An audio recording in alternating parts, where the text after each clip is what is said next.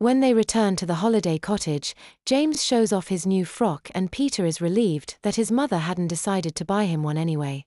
A thought which had lingered in the back of his mind all day long. Over the course of the week-long holiday, James wore a dress most days. Michael wore one of his on 2 occasions, the day they visited Crickley Hall and the evening they went to a posh restaurant for a slap-up meal. Of course the subject of boys in dresses and the genderquake came up on many occasions. Peter's mother continued to feel that dresses for boys was just a passing fad and would all be in the past before long, but his aunt felt quite the opposite, and rather eloquently explained how the roles of males and females were being irrevocably reversed. Uncle George takes the boys for a day of go-kart racing on the last full day of their holiday. It's one of the few days James wears traditional boys' clothes. As Helen and Joe wave them off, Helen says, "It seems strange seeing James in jeans. I'd got so used to him wearing one of his dresses. He wears them often enough." Joe replies, "He loves his frocks, but if he thinks he might get one dirty he'll sacrifice a pair of his old pants instead."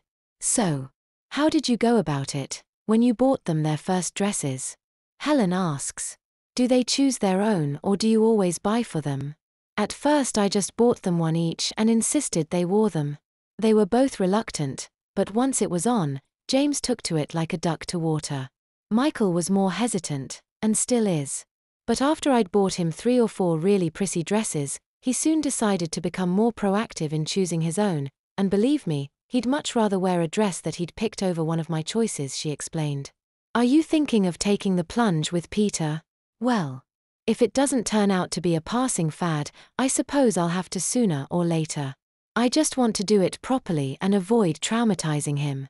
I really don't think he'll be traumatized if you buy him a dress. It's only an item of clothing." Joe replies, "I read an article in Good Parenting magazine about parents starting their boys off lightly, buying say a plain blue frock to start with, and gradually working them up to prissy pink party dress." "Well, that sounds logical," Peter's mother says. "I may sound logical, but it doesn't work like that. If they hate the plain blue frock then the likelihood of them even accepting the more prissy styles is virtually nil," she replied. "The best bet is to start them off with a really pretty frock, all satin and bows and frills, preferably in pink or peach. Once he's worn that a few times, you'll have no problem putting him in something a little less fussy."